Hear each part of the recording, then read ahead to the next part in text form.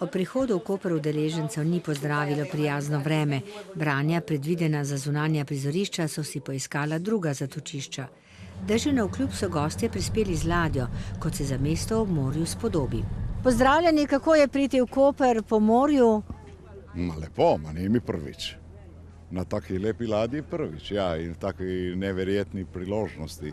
Se počuti kot Kristoforo Kolombo, skoro. Otvoritveno srečanje je bilo v gledališču, kjer so organizatorji poskrbeli tudi za otvoritvi primerno druženje, danes pa so se lotili okrogle mize, kjer je beseda o meji.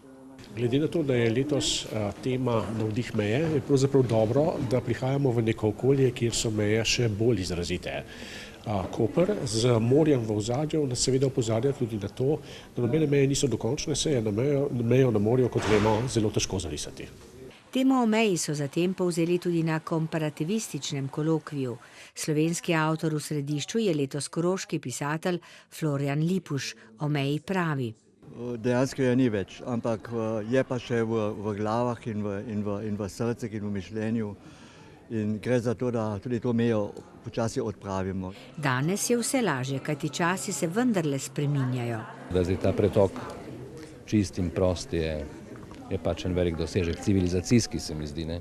Upam, da ga ne bomo zapravili. Pisatelji se jutri selijo v Ljubljano, v soboto pa na Kras, najprej v Štanjel, potem pa še v Vilenico.